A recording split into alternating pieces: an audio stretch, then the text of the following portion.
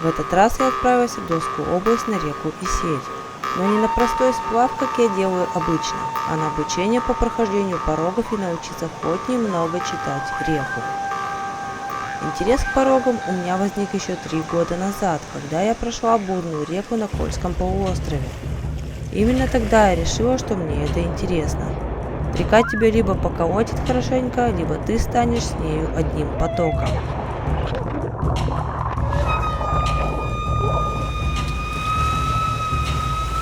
Когда ты путешествуешь один, то в экстренных ситуациях ты можешь надеяться только на себя. Меня всегда немного пугали бурлящие потоки, потому что я не знала, что в них меня ожидает. Даже небольшую шеверу старалась обходить стороной, боясь, что в ней что-то скрывается, и я могу пробить плавсредство и оказаться в воде. Умение читать реку очень важно. Оно поможет быть не только уверенным в своих силах, но и обезопасить от неправильных действий. И вот настало то время, когда я решила осуществить свое желание обучаться бурной воде. И решила это сделать на Урал-По-Крафт фестивале.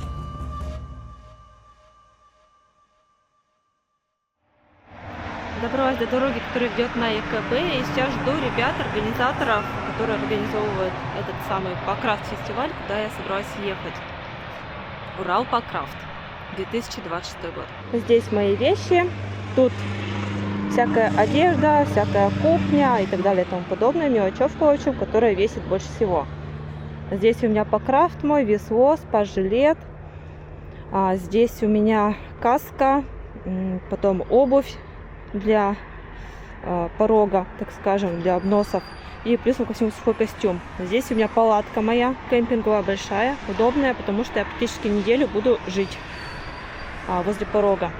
Ну и где-то откуда-то оттуда приедет замечательная машина с организаторами этого фестиваля. Ну, вроде бы еще кто-то из участников там будет. И ехать нам вот туда, на Екатеринбург, потом его проезжаем. Приезжаем в деревню Беклинищево. Закат прошел, заканчивается, начинаются сумерки. И до самого рассвета мы будем ехать. Потому что сейчас на Урале в 3 часа утра начинается рассвет. Думаю, будет интересное приключение. Вообще я планировала завтра же с утра отправиться на небольшой сплав на пару часиков. Так как сам фестиваль начнется послезавтра, завтра свободный день, и я хотела в одиночку проплыть участок реки Исеть.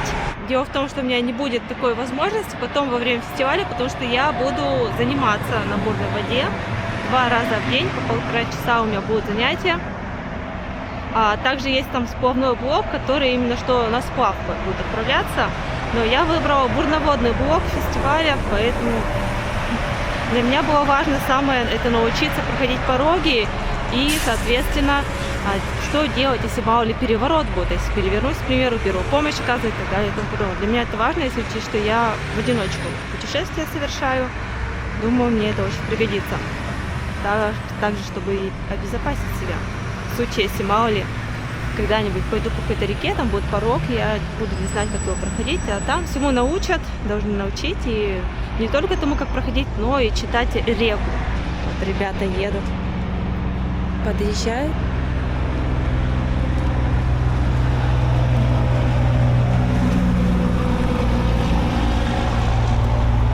Что, девочка, вы с нами или как?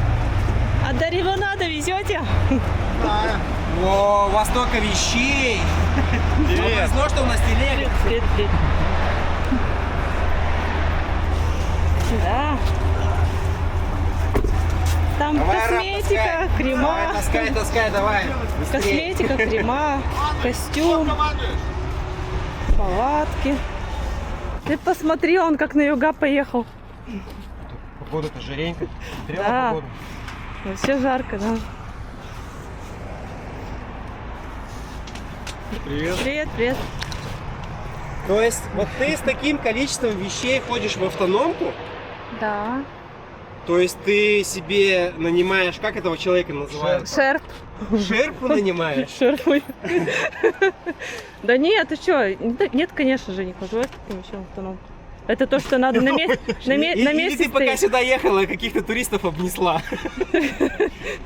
Типа, друзья. Так я ж почти неделю буду жить в одном месте. Ну, завтра хочу сплав сделать небольшой. На пару часиков. Хочешь сделать сплав, то надо было ставить фестивальную поляну. А, Завтра будешь работать. нет. На благо За общества. бензин. Зачем нам деньги за бензин? Буду туалет строить, да? Яму копать. У нас 2 лопаты. 4 лопаты. И вот, наконец-то, после 2 часов ожидания ты села к нам в машину. Почему 2? А сколько ты нас ждала? Меньше? Меньше. Меньше, да? Мне тут 15 минут ехать. Тебе повезло. Игорь просто гнал со скоростью 70 км в час. Сейчас он выходит на рекорд 78 км в час. Заезжаем в Беклинищево, деревню. Практически доехали до места. Наконец-то время 5 часов 11 минут. Вот это деревенька. Видишь, небо разорвало. Красиво. И луна. как Ну, луна как, волшебство, да, луна как какое-то, солнце. Да. Как будто кто-то какое-то зелье разлил. Класс. Интересно.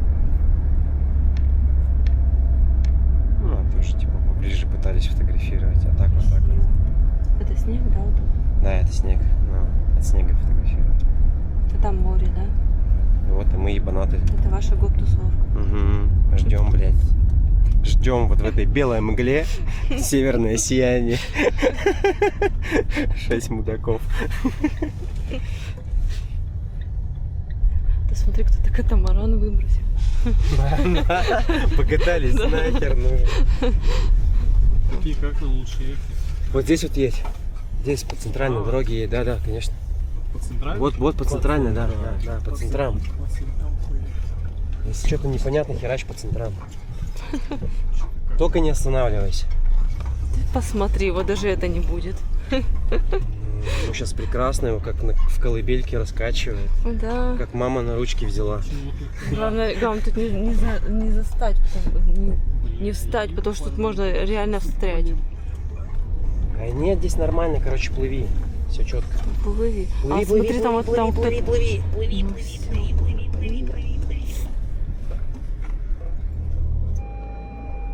Все, тебе хватит, что?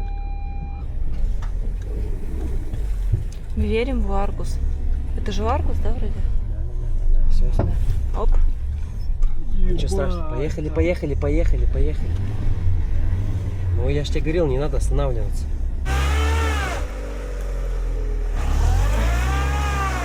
Короче, застряли колесом тем в луже.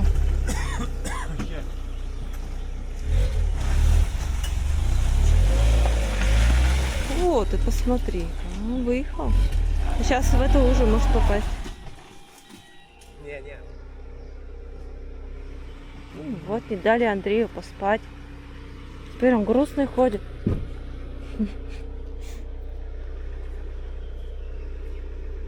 А он много весит?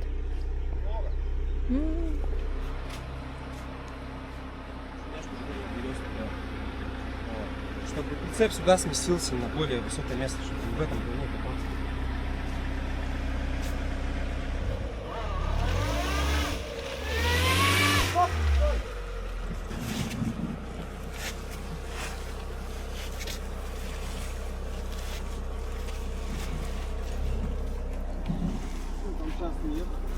Там по земле шкаф. Давай его опустим.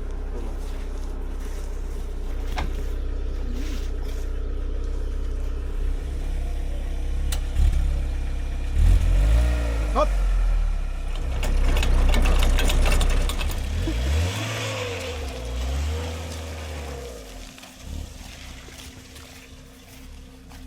Ебаш!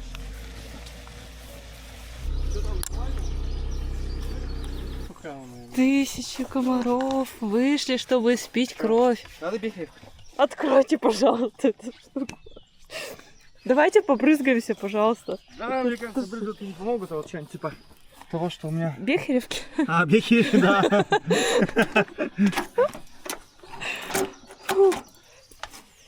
Надо просто всех накормить. Андрей, раздевайся.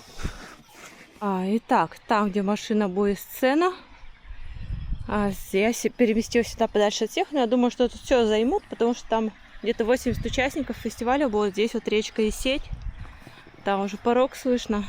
Сейчас палатку поставлю и покажу тот самый знаменитый порог Ревун. Мокро очень, прям вообще влажность очень сильная.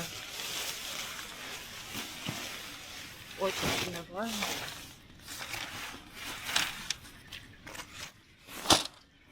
Палатку поставила. И сейчас думаю пойти посмотреть на реку. Ну и напомню, что на этой реке я ни разу не была. Это первый раз. Прямо сейчас я спускаюсь к этой реке. Как бы сложновато будет, потому что очень скользко. Потому что здесь был прям ливень. Все сырое. Немножко волнительно. Порог Ревун ревет. Так, сейчас у меня план такой. Ребята спать легли. Кто-то в своей палатке. Андрей, организатор в машине, даже палатку пока не поставил. Потому что тяжелая дорога была. Все-таки в ночь ехали. У меня сон как рукой сняло. Так что сейчас я, наверное, позавтракаю и думаю сплавиться по речке вниз. Посмотреть, что там и как. Ну, километров так, даже не знаю, на 10, может быть. Сегодня, напомню, день не фестивальный. Мы приехали заранее. Завтра первый день фестиваля. Поэтому можешь погулять. Ну, пойдем здороваться с рекой. Знакомиться. Знакомиться и здороваться.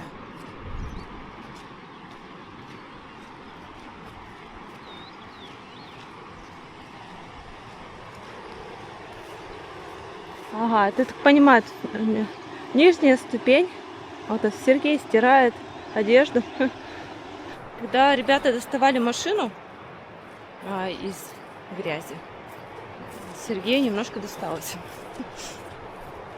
У него такая боевая краска была. Сейчас он пошел мыть одежду. Мне это нравится определенно.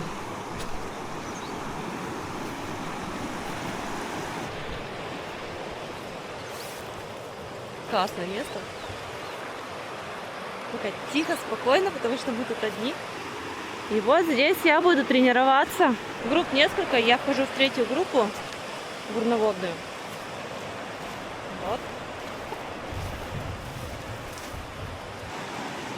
Бревно такое упало, дальше так проходили по нему. Тоже вот, типа бочки, как это называется, он там порог вот этот. Да.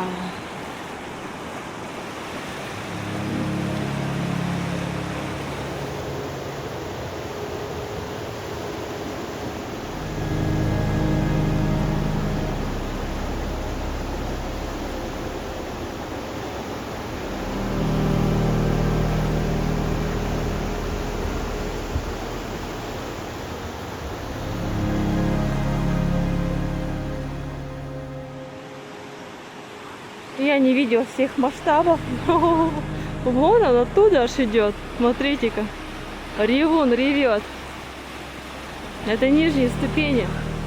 Так, спускаюсь, чтобы познакомиться с речкой. Река и сеть. И сетушка. Вот она, красавица. Ну, здравствуй, сеть. Вода не холодная, теплая. Здравствуй, и сеть. Меня зовут Ксения, она же дорожный бродяга. Впечатляет, ребята. Посмотрите, какая красота. И это в 250 километров от моего дома. Почему я тут раньше не была, ребята? Вы посмотрите только, как это красиво. Это просто вот так идет, и посмотрите, как тут это обволакивает вот этот камень. Да, фу, красота. Шикарно. Просто шикарно. Да?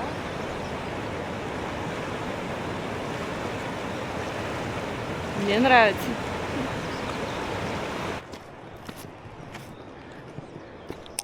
Ох, и сеть. Хорошая речушка. Ну, если честно, то речушка как-то все-таки не поворачивается язык называть и сеть. Это что-то серьезное уже. Офигеть. Смотрите. Да. Что я вам скажу, я смотрела много видео с этих порогов. С этого порога Ревун. Но вживую все абсолютно по-другому. Вообще по-другому ощущается. Это просто что-то с чем-то.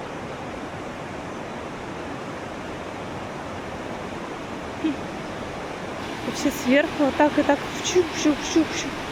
Вон порог. Вон порог. Вот это все в порогах. А самое интересное, что на этой реке это единственный такой участок. В других местах она обычная речка. Только вот здесь вот шпоньк. Пусть будет порог Ревун. Так это получилось. Пойду в лагерь кушать и на сплав небольшой. Не знаю, сколько километров по реке, но назад мне потом идти, по-моему, 8 километров пешком. Налегке пойду. Возьму с собой только покрафт, пауэрбанк, камеру. И, в принципе, и все. И все. Ну, естественно, спа-жилет. Каска там не нужна будет. Каска мне нужна будет на тренировках, на обучении. Она у меня есть, естественно, с собой. Каска для бурной воды. О, боже мой. Там прям такой хорошая такая ступень, хорошая, высокая. Потом вот тут вот вижу ступень. Вот тут просто вот. Тут тоже неразбериха какая-то. И вот там вот выход, тут тоже непростой. Но там, в принципе, можно вправо уйти, насколько я вижу. Но посмотрим, возможно, сегодня дожди будут заливать и воды еще добавится. Вон, кстати, моя палатка там стоит, мелькает. Схожу до ребят, узнаю. У Сергея пойдет он со мной, нет, по реке сейчас. Если да, то спрошу, будет завтракать ли он. Разделю с ним завтрак. Потом, когда вернусь, надо будет сходить до магазина и купить немножко продуктов. Потому что продукты я еще не купила. Потому что, смысл, если тут Беклинищево есть, там вот деревня, может прогуляться и продуктов взять. Потом надо будет помочь ребятам все тут организовать, поставить, так скажем, поляну. И у меня скрипят мои мокрые внутри. Носки промокли. Ты пойдешь или спать будешь? Минут через 20 пойду. Ну тут понятно, я просто хочу завтрак сделать. Покушать. Будешь есть-то? Для тебя сделать? Тебе помочь? Да не, у меня там эта горелка. В принципе, быстро. Будешь есть макарошки с этим, с тушенкой? Конечно. Ну все, тогда я пошла готовить. Сейчас позавтракаем и пойдем спустимся. На какое-то расстояние. Андрей спит в машине. Палатку так не поставил, бедолага. Хотя он дрых всю дорогу практически. Вот. Ну, по крайней мере, когда меня забрали. Но это, видать, устал за неделю рабочую, бедолага. Он, так как он организатор, один из, то ему силы очень нужны, поэтому пусть спит. Не буду ему мешать, не буду его будить. Пусть спит сколько хочет. Я позавтракала, сделала макароны с тушенкой. Сергея тоже угостила. И сейчас накачиваю свой замечательный покрафт Кайман от Time Trial. Таким вот насосом. Сергей тоже пошел переодеваться и свой каяк сейчас понесет. То у него каяк пластиковый, он планирует с ним спуститься по порогу, и потом вот мы вместе пойдем дальше. Покрафт накачала. Напомню, это покрафт от компании Time Trial, модель Кайман. Спортивный покрафт для прохождения порогов и для бурной воды. Почему? В чем разница, спросите вы, в его геометрической форме. То есть обратите внимание, какой у него корма загнута, да, кверху, так чпоньк. Ну и нос, соответственно, тоже кверху. За счет такой формы он очень верткий. Очень верткий, и ты очень быстро сможешь, не ты, а тот, кто им управляет, очень быстро сможет реагировать на воде, чтобы обойти то или иное препятствие. По весу 4,4 килограмма весит, насколько я помню. Тут также юбку можно такую поставила, можно юбку еще нацепить, она у меня там лежит. В принципе, сейчас не буду этого делать. Бедренные упоры, естественно. Тут я положила пакет, чтобы мне не капал, потому что дождь опять начался. Спинка. Попросила сделать мне T-zip, молнию. То есть я могу не только на бурную воду его с собой брать, но и на обычные сплавы. Потому что сюда, ты, получается, молнию T-zip открываешь, и в этот баллон можно по герме с вещами положить. Плюс я сама уже доделала себе вот такие вот штучки. С этой стороны и с этой стороны. То есть, чтобы установить курсовой стабилизатор, чтобы курс больше держал и меньше вилял кормой своей. То есть вот это я сделала. Приклеила, худо-бедно как. Накачивается с обычным насосом, то есть там у него не клапан голубь, там клапан голубя как раз таки есть. Тут у меня пайбэк есть, как раз под цвет. Сейчас его присобачу. Сюда уберу технику, которую сейчас с собой возьму. Ну и плюсом ко всему там у меня рюкзак от этого Покрафта. Потому что потом по дороге назад я уже в рюкзаке понесу. Так, Сергей пошел поверху, он сейчас будет спускаться. Я вниз сейчас спущусь сюда, в лягушатник. Тут его буду ждать, что я положу Покрафт. Пойду, хочу подняться, посмотреть, как он будет спускаться.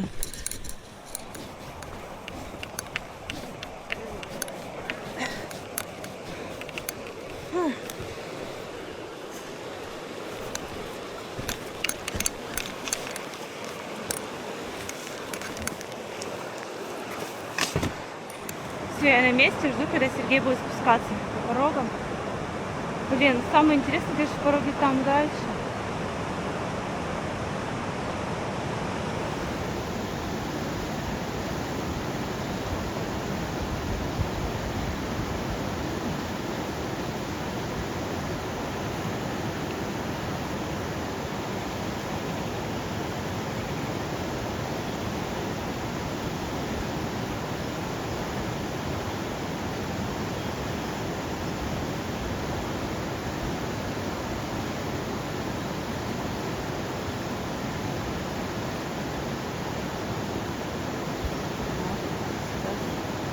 Серьезно, препятствие будет.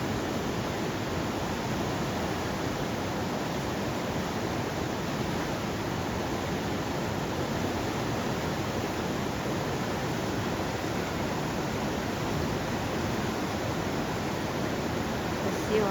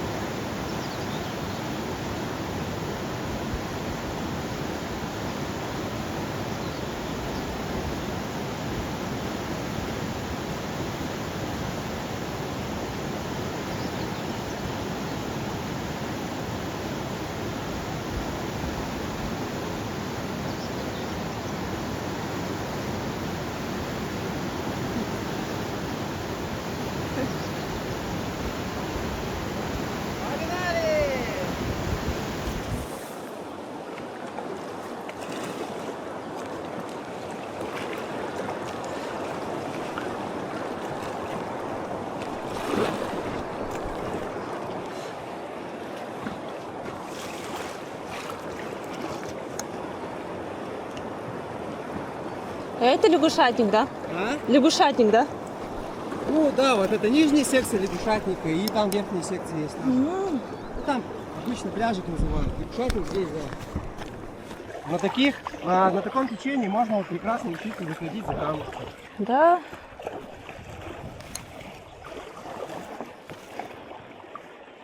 Все. Спряталась в тенечке, отдохнула. Ну, почти зашла. Проехал.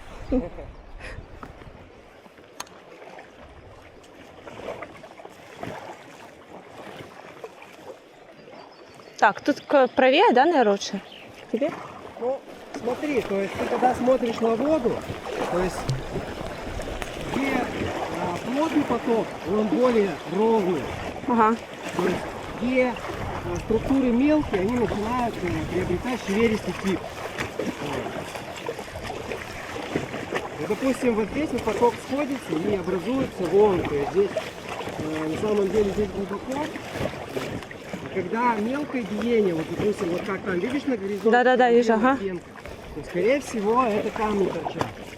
Ты уже когда подходишь, примерно представляешь, что река делает поворот, скорее всего, ее внутренний радиус пустой, потому что вся вода у тебя смещается влево, да? Но, возможно, как бы поворот Сейчас тебя мажут. посередине тоже будет пустым. Скорее всего, линия прохода будет край как бы с левой стороны.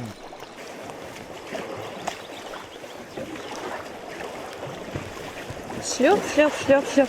О-хо-хо.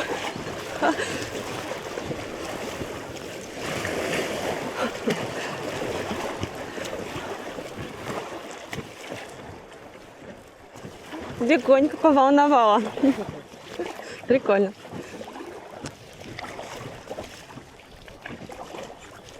Вообще, на самом деле, как бы, как изучается поток? Ну, то есть ты вот видишь какие-то шеверки, допустим, ты не знаешь, камни это или не камни, ну, у тебя как бы нет опыта, да? Так ты заедь туда, посмотри. И ты потом визуально будешь понимать, что вот такая картинка, да, то, скорее всего, там медь. Или, допустим, у тебя, когда река сужается, то в центре получаются, как бы, ну, такие крупные гребни. Потому что идет Наплывы, отбой. да, это в это дна, да, так наплыв такой, щух. Ну да, потому что река сужается, идет отбой от правого берега и от левого. И эти волны встречаются в серединке, и получается горбик. Чуть-чуть правее надо. А у нас ведь вроде таких рек больше нет, да, вот в Екатеринбурге, ну, Свердловская область, Тверская край. Формата? Ну да, с таким вот порожком. Ну вообще, это единственный порог на ближайшую область. Ага. В радиусе 500-600 километров. Поэтому все сюда идут, да? Да, поэтому здесь идут.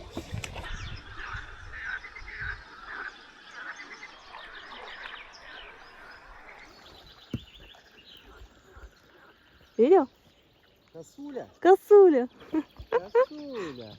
Прыг, прыг, прыг.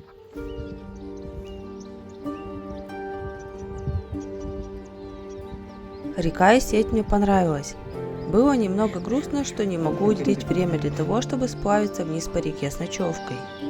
Но во время короткого сплава решила, что в следующую поездку до Ревун обязательно спущусь вниз до Каменск-Уральского, ведь по пути есть интересные места, которые в этот раз я не посмотрела.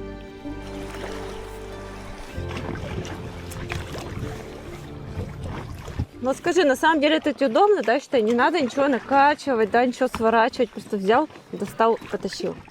Я про каяк. Единственная проблема транспортировки. Вес. Ты сейчас свернешься, в рюкзак положишь и понесешь. Не, ну вообще для каяков есть система переноски.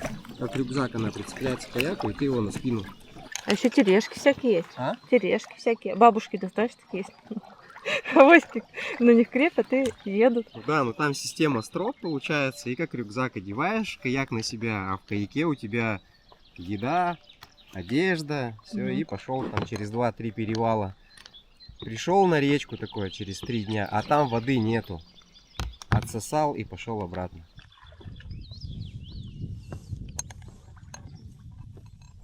Ты решил сделать свою дорогу, да? А? Свою дорогу сделать, да?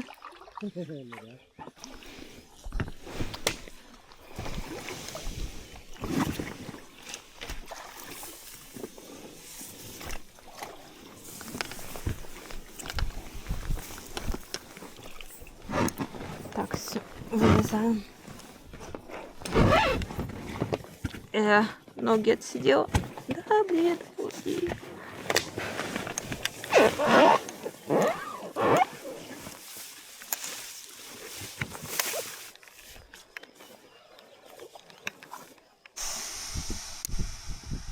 Так, все, сдуваем.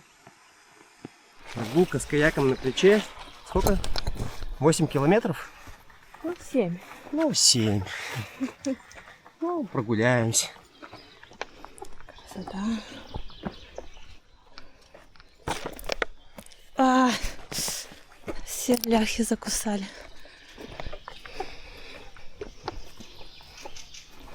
Самое большое препятствие — это комары. Да. Еще жужжит мне по духу, а? Гадость. Так, закрыться. Капец, просто за тобой их сотни тысяч летит, мне кажется.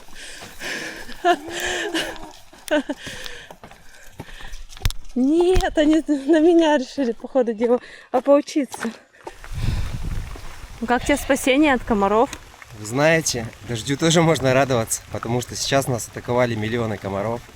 Сейчас Вот идет это, выжившие еще. Божий дождь идет, и их не стало. Меня просто все закусали. Ну, не только меня, конечно, но меня особенно.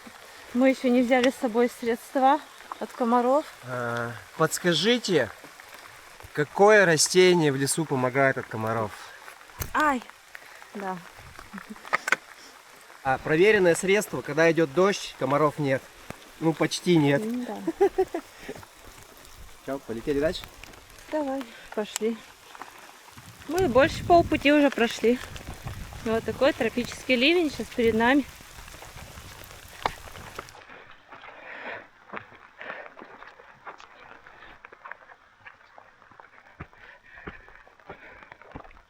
Наша жизнь игра.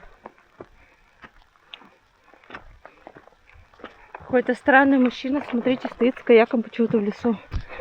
Кормит комаров. Зачем ты кормишь комаров? Это лесной каякинг. Есть морской каякинг, озерный, бурноводный. Мне кажется, знаешь, на что больше похоже? Банк сбора крови для комаров, для комариной семьи. Кто-то кинул клич. Нужна группа крови на переливание. И нас жрут. В общем, мы на финишной прямой. Полностью промокли. Съеденные комарами. И вот каяк как прекрасно идет. Рассекает волны колеи дорожной. Нам осталось километр с небольшим до лагеря, до нашего. Срочно переодеваться, ставить кофе. Подождать, пока дождь закончится, обрызгаться, конечно же, и топать в магазин. Народ потихоньку прибывает. Наша полянка растет.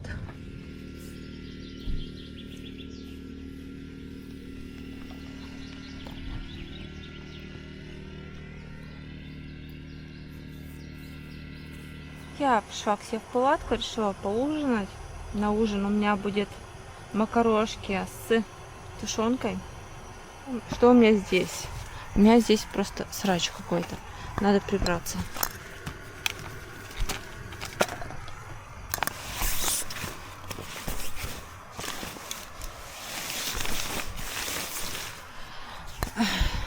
Что у меня здесь? Тут у меня сушатся лосины, тут у меня сушится маечка, тут у меня сушатся носочки, тут у меня сушится флиска. Но мне кажется, вряд ли это все досушится, потому что очень влажно на улице.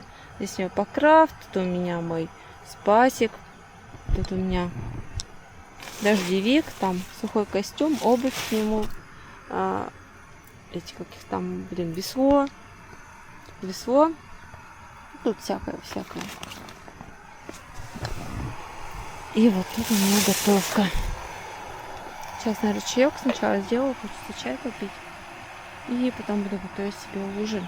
Я ложусь спать, завтра в 9 утра брифинг. И потом в 10 часов моя первая бурноводная тренировка. Так что всем спокойной ночи. Несмотря на то, что музыка играет, но в принципе мне она не мешает.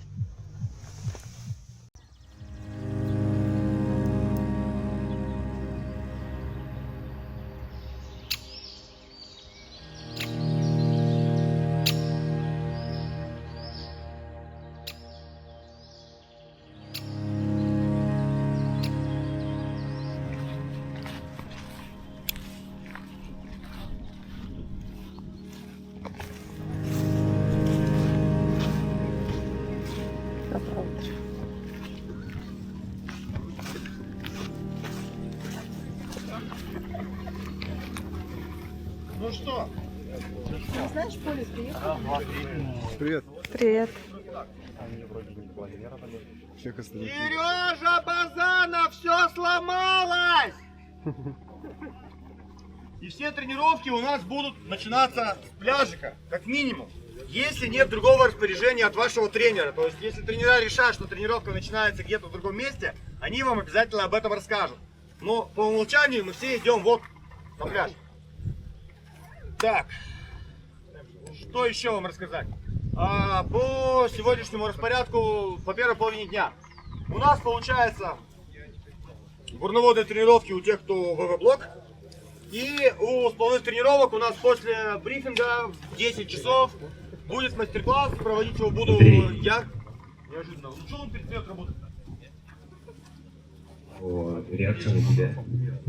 Вот. Мастер-класс буду проводить я. Мы с вами посмотрим, поговорим про лодочки, хоть чуть-чуть. Потом мы переоденемся и на этих же лодочках пойдем в лягушатник купаться. Кто не знает, где лягушатник, смотрите карту, которую мы повесили. Но там я на старте что-то расскажу. На мастер-классе. Ну, собственно говоря, вот у нас первая половина дня такая.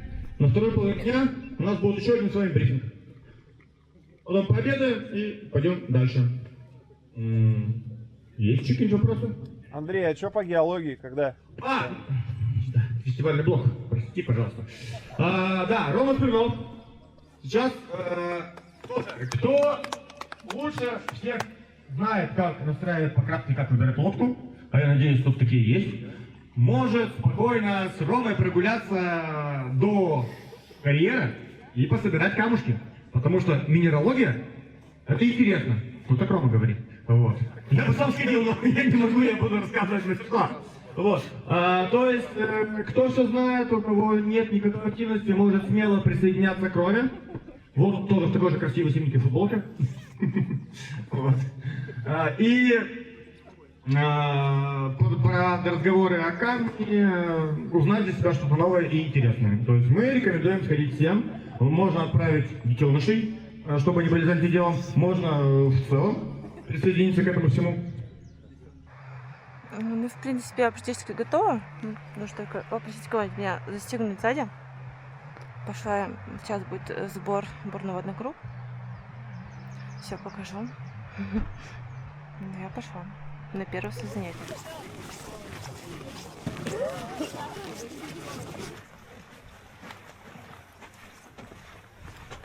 Группа В3. Давайте соберемся там чуть пониже. Так, ну, вкратце, еще раз, да, повторюсь, меня зовут Егор. Сейчас, пока я чуть-чуть больше тут расскажу про нашу вообще общую цель и зачем мы всем этим занимаемся. Вот подумайте, мне от вас понадобится... Вот, Александр из Уфы, группа В3. Да, все, Егор, очень приятно. Вот, подумайте, мне надо ваше имя, дальше сколько сезонов вы катаетесь, на чем вы катаетесь, в основном покраска, каяки, катамараны, вот, и, ну, плюс-минус какой-то свой опыт, то есть, если вы катались на бурной воде или вообще не катались никогда на бурной воде, то просто я у себя более-менее картину составлял, и нам было понятно.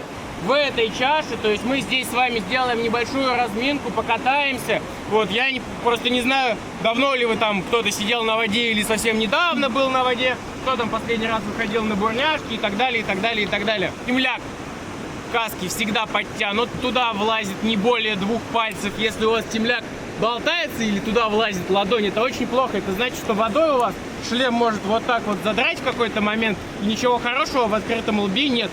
То есть лоб должен быть закрыт. Если у шлема есть там какие-то дополнительные регулировки, естественно, их стараемся подгонять. То же самое касается спас-жилета.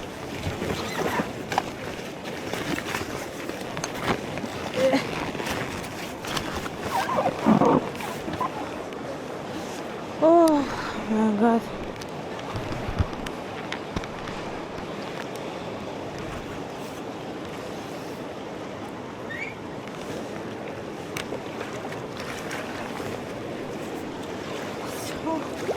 С Богом, как говорится.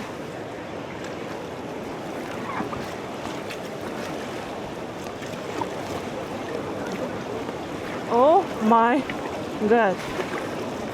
Oh my god.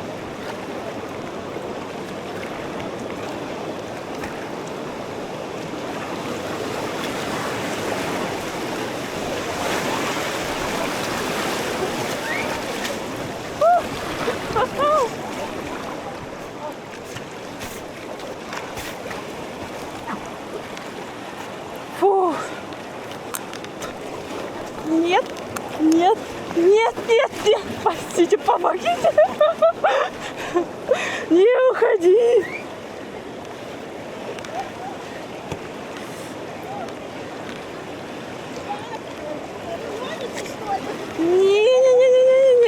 Не хочу туда. Не хочу. А мы туда идем? Туда идем? А, сюда тут? Я думал, прямо надо. А.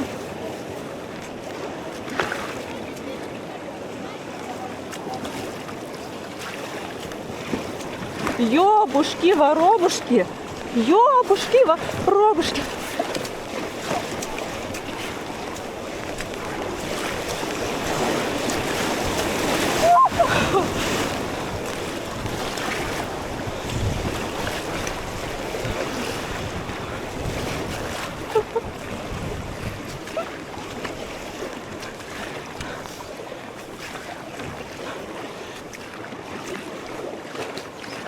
Фух, это было восхитительно.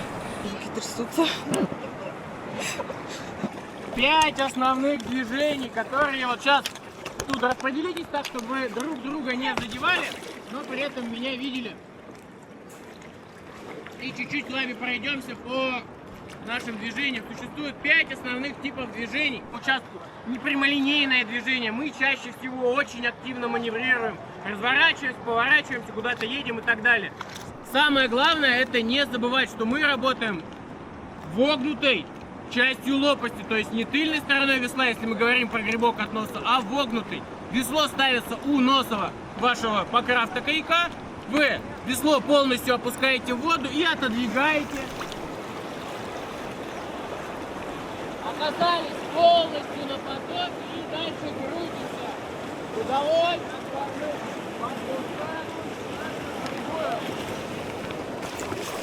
Вот и наша поклажа, уголой от кормы, уголой от кормы.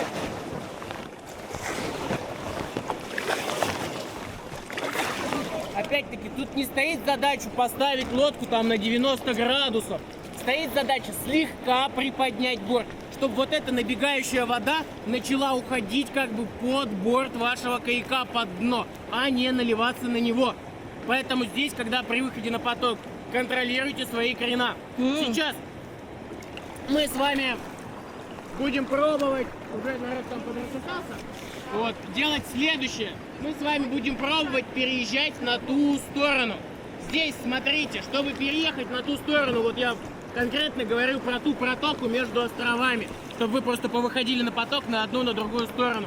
Вы здесь поднимаетесь чуть-чуть повыше, совсем наверх туда лезть не надо, просто чуть-чуть повыше.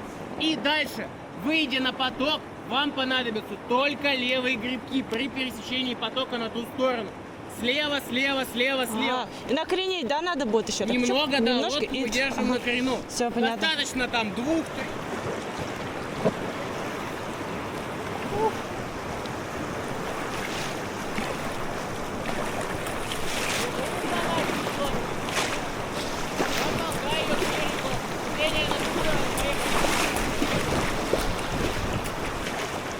У лодки направление, чтобы она у тебя двигалась. Ага.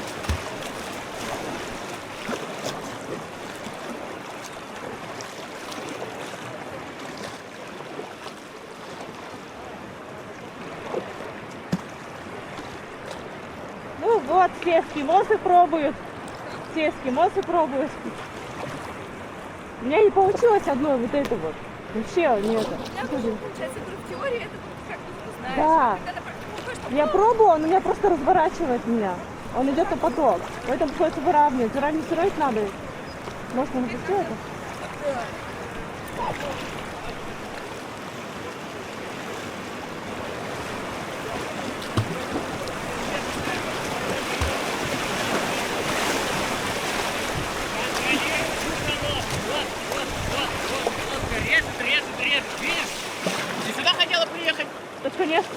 стоит. Не было вот этого вот Как такой ребята езды по находят. сторонам. Нормально, да? Да. Вот Александр, хорошо.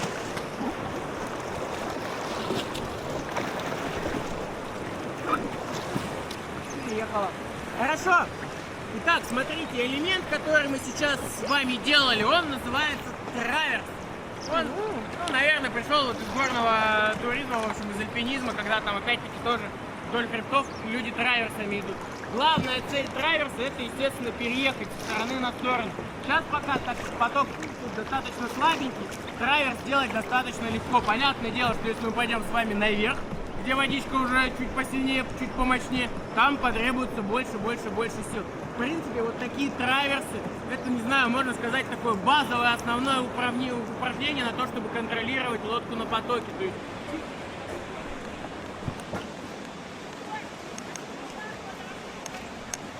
Ух ты! Макс! А что ты не на сапе? Так на сапе надо через порог проходить.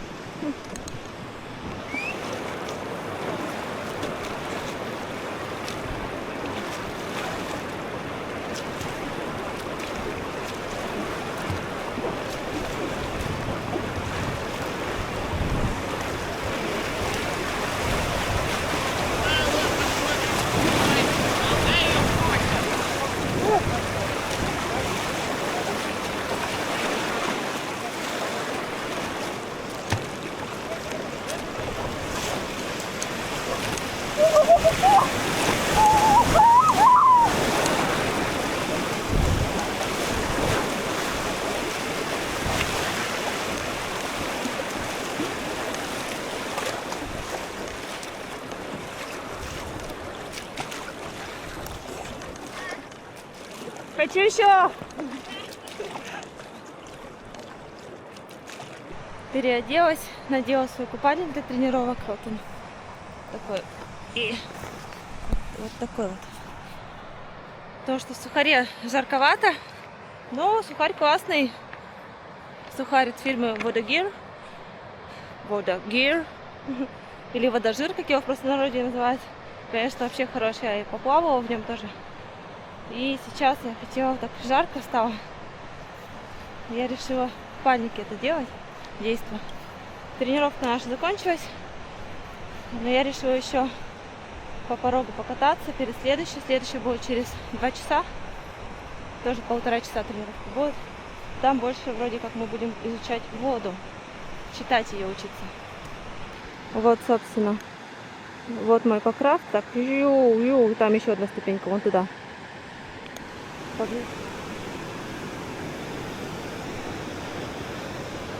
Ну вот, собственно, я прошла здесь, под бревном. И направо, вот видите, там кругляшка. И вот там я проходила тоже. Сейчас я планирую сделать то же самое. Прохожу здесь, захожу в заводь. И вот так вот по правой иду. По левой попроще, я хожу по правой сразу же. Там поинтереснее, там такой порожек, как пью, даже заливает, прикольно.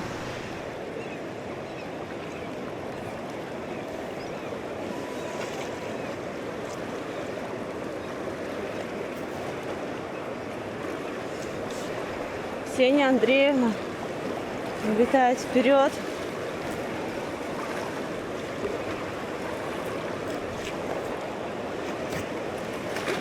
Идет в порог. Идет в порог. Идет в порог. У-ху-ху.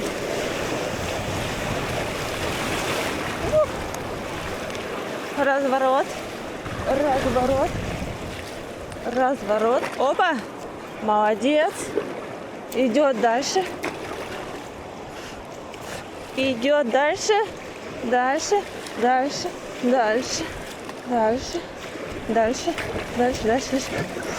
Выходит, выходит.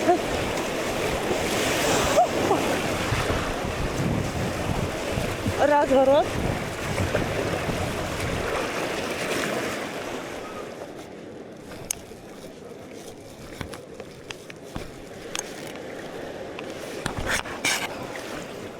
Опа. Попочки. Опачки, попочки.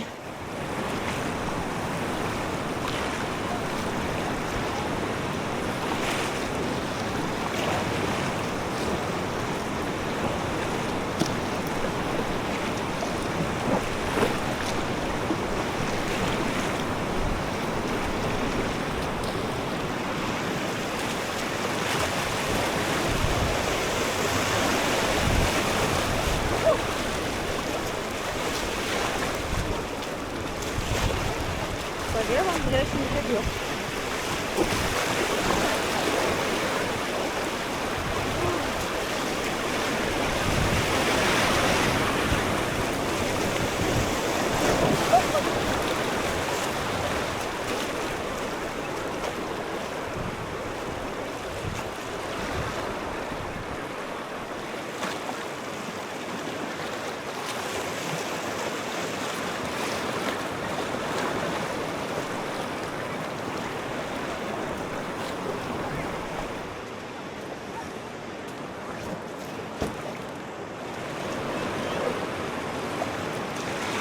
Выезжаем в Италию.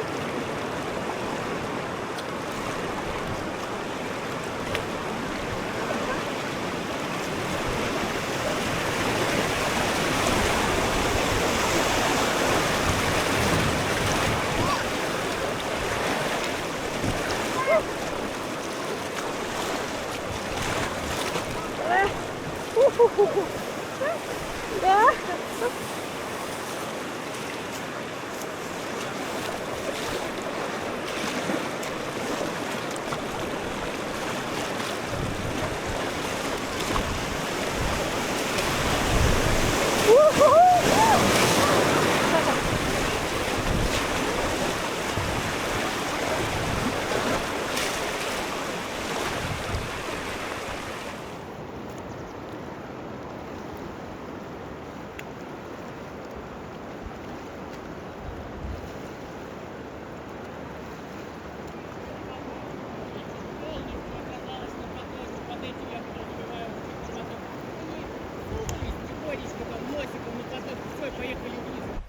Иду на вторую тренировку на сегодня, еще на 1,5 часа.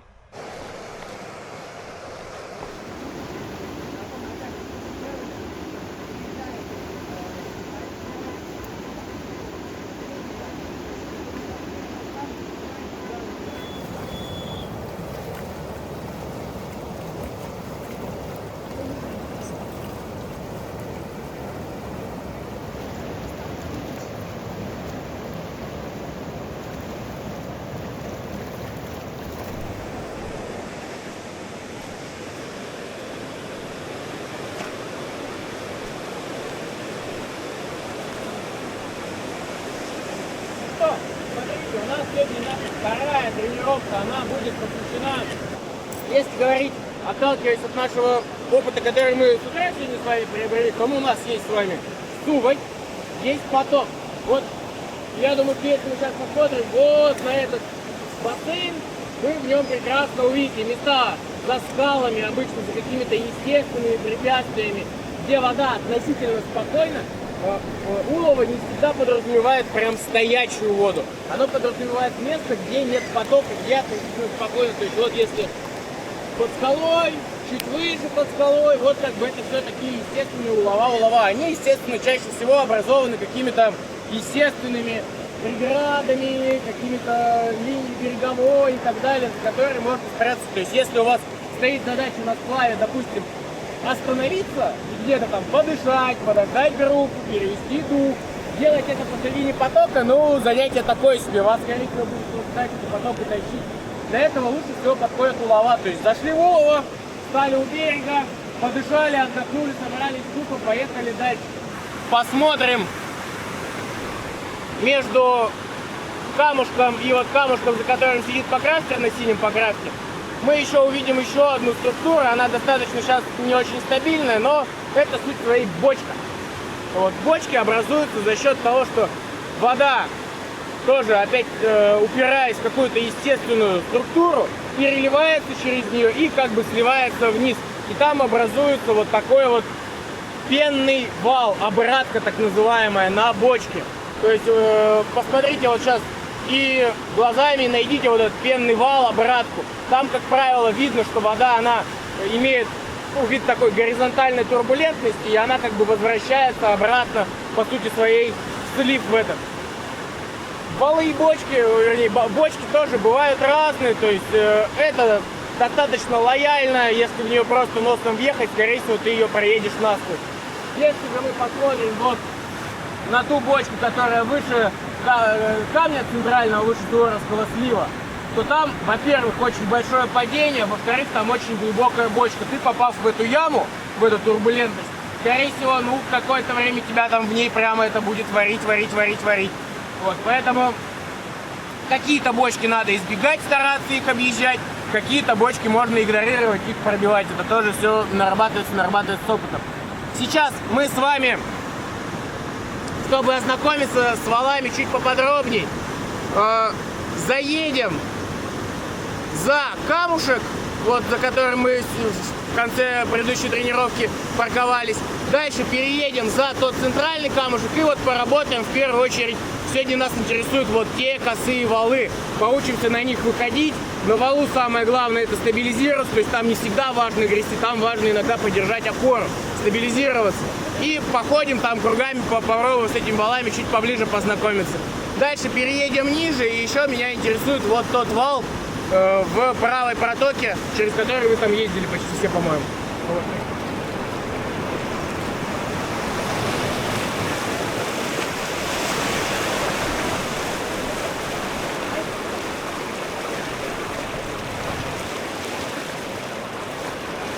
Поверхность воды нас второй протаскивает, дальше мы докручиваемся, возвращаемся обратно сюда. Задача не потерять баланс, держать лодку ногами и иметь вторую точку опоры. Пока что выходим настолько, насколько мы как бы не боимся. Да, опираемся, кладем весло плашмя на поверхность воды. Вот так, что ли? Да.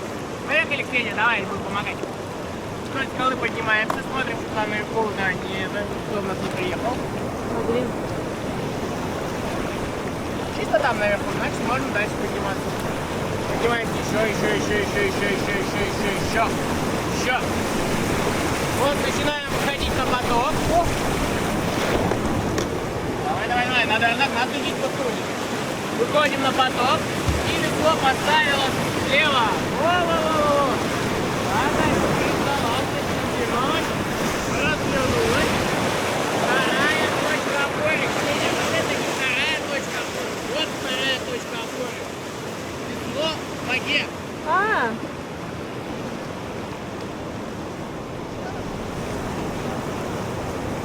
Вот. Чувствуйте вот эту опору, ее надо почувствовать. Я не могу вам передать своих ощущений. Вы должны ощущать, чувствовать, что вы на это весло можете опираться. А ты, чувак, очень вертикально все время весло пытаешься ставить, как ты хочешь на него опереться, и на нем не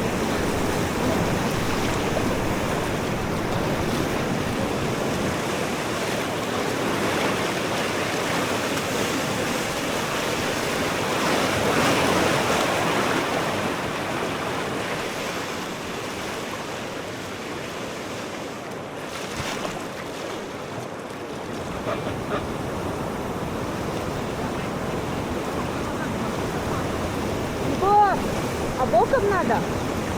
Или пока что, ну, надо так, как получается, задача почувствовать опору. Я хочу, чтобы вы научились доверять своему веслу, то есть, чтобы вы на поток могли весло поставить и на него опереться.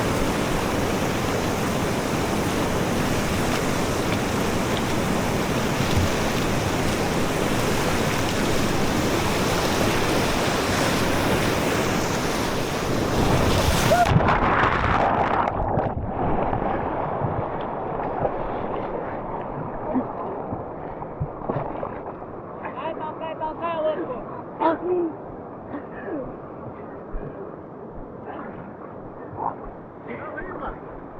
Нормально.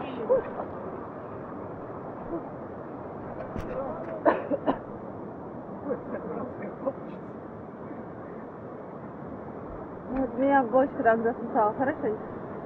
Первый вертель. Уху. Незабываемое ощущение.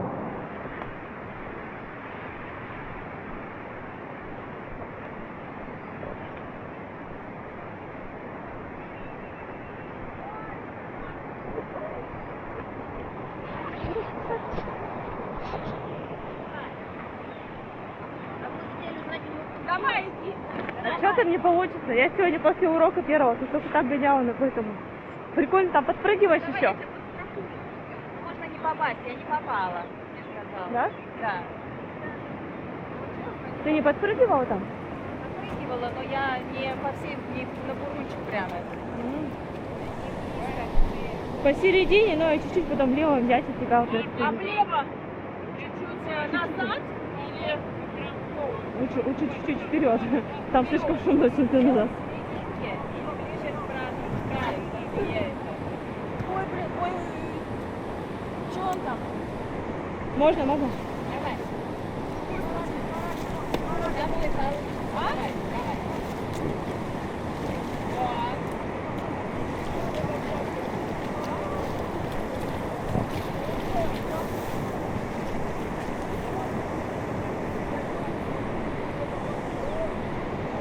Знаешь, как это?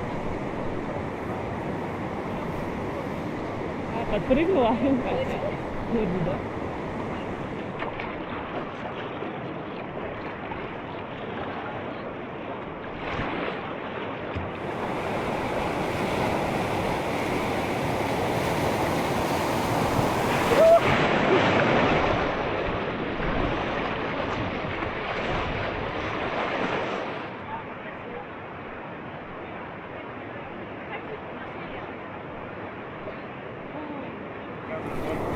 Отлично.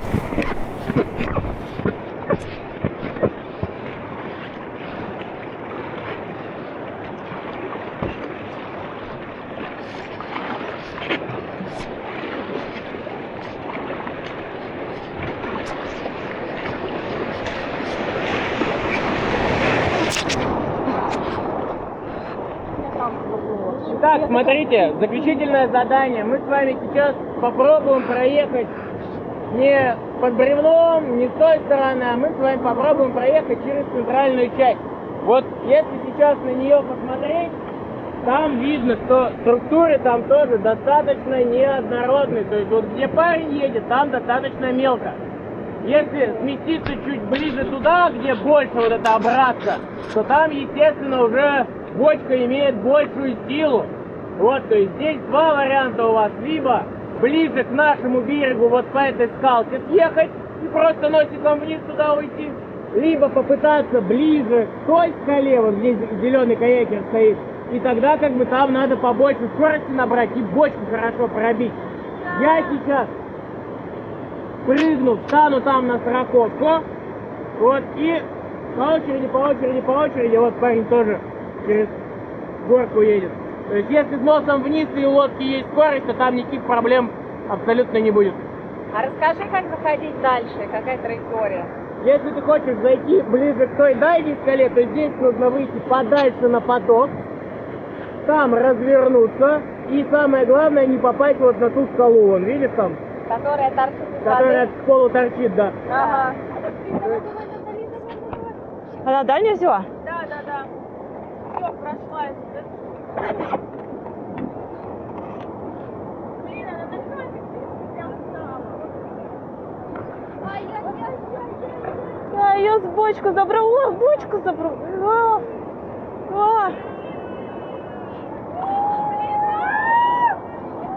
Ай-яй-яй. Это какое-то ощущение, да? Я уже посветилась, я не хочу больше купаться.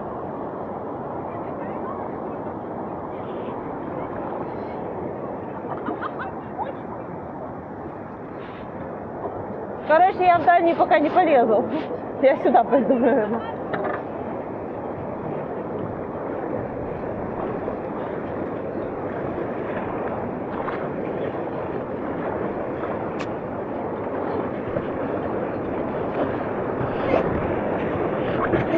Нет. Нет.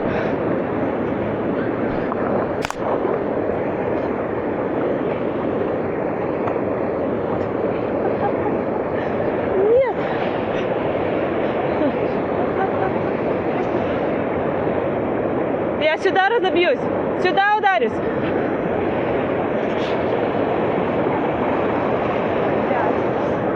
Что? Кого? Нет. Давай тут.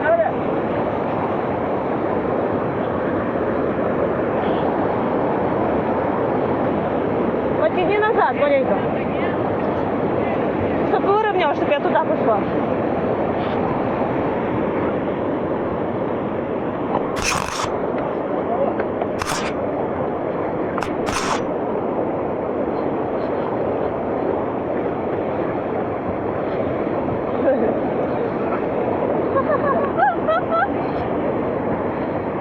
Да. Стой, стой, нет. Да. Нет, ты чё? Затащи меня, ты чё? Я сейчас это все...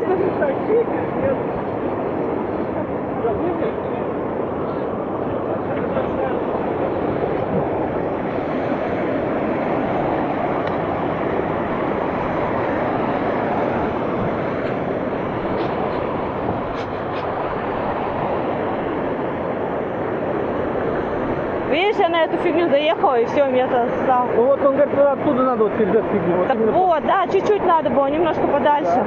Вот сюда бы я чик, все.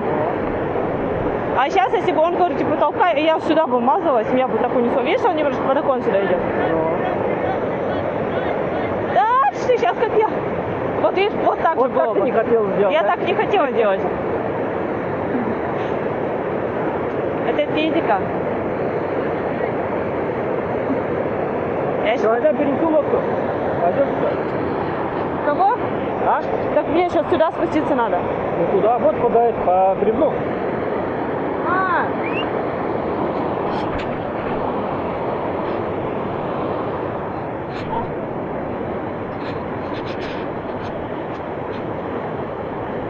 Бляха-муха, это...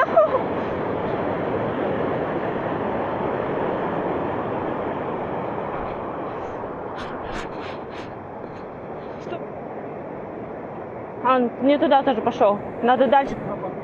Дальше надо. Вот сейчас так же, ту же ошибку, что и я делаю, смотри. Сейчас и вообще туда засосет. То же самое, что и я.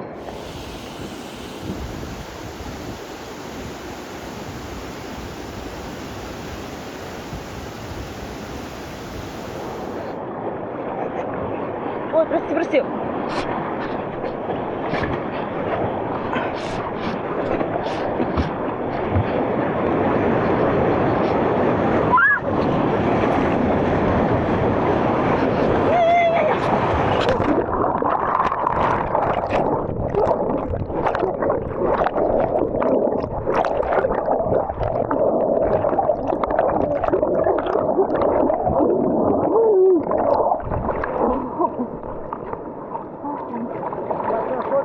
Ну, прошла же его.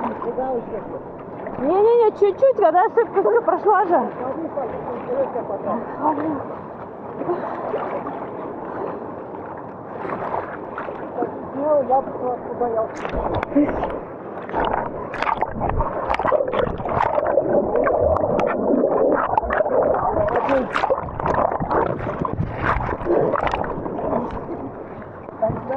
Ага. Ой, спасибо большое. Ничего. Молодец. Я тобой горжусь.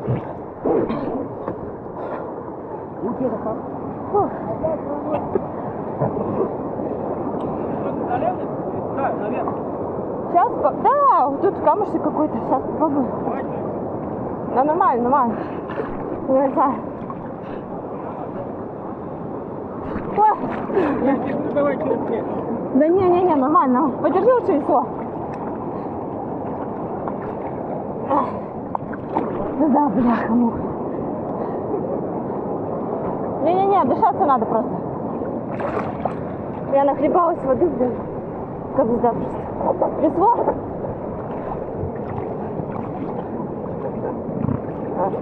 Да что это, ёп?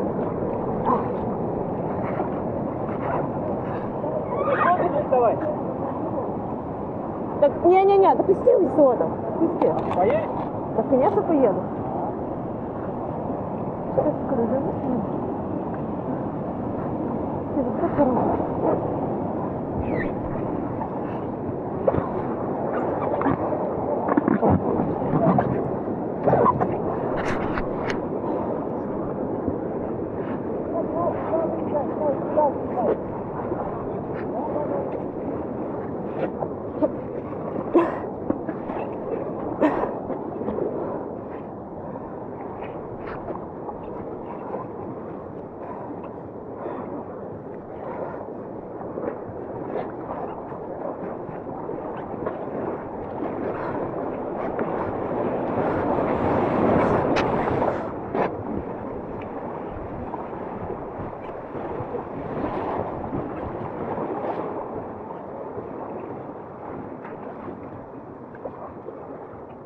Иду и анализирую, почему же так произошло. То, что я с трудом выбралась из бочки. Ай, меня когда засосало туда, и я оказалась под водой, мне очень сложно было всплыть. А в первый раз я всплыла, в принципе, но там как-то попроще было. Там была не бочка, там просто была бурная вода. А тут бочка, и из бочки не могла выбраться никак. Но все-таки выбралась очень сложно, и потом меня с трудом держал спа-жилет, все дело в нем. Потому что, ребята, есть разные спа-жилеты. Есть спа-жилеты для саббордов, есть спа-жилеты для гладкой, тихой воды, спокойной. Есть спа-жилеты для слалома, но такие жилеты, они не подходят для порогов. Это не для бурной воды. Мне также сказали тоже об этом и в лагере, то, что нужен другой спа-жилет. Если бы у меня другой был бы, то мне бы гораздо было бы легче, если бы у меня для бурной воды, для порогов именно жилет был бы. Тогда в этом случае я бы быстрее вылезла. У меня как раз таки вот Hype XP, который я приобрела, Hype XP Pro, он для слалома. То есть не для порогов. Не для порогов. Ну и плюс ко всему, там было очень бурно у этой бочки. И я с трудом вообще там держалась на плаву, меня к низу тянуло. Короче, как-то так, я в шоке. Там есть в лагере, на фестивале, есть палатка этих спа-жилетов скат. Они как раз таки там у них есть для бурной воды, для порогов жилеты. Я на них смотрела сегодня. Смотрела, как раз таки там такой голубенький, красивенький жилетик был. И думала, взять не взять, взять не взять. Вот, и не взяла, ребята. И по итогу вот. Это только, ребята, первый день, что будет дальше, я не знаю. Я решила то, что я сейчас пойду и посмотрю вплотную спа-жилеты скатовские, фирмы Скат.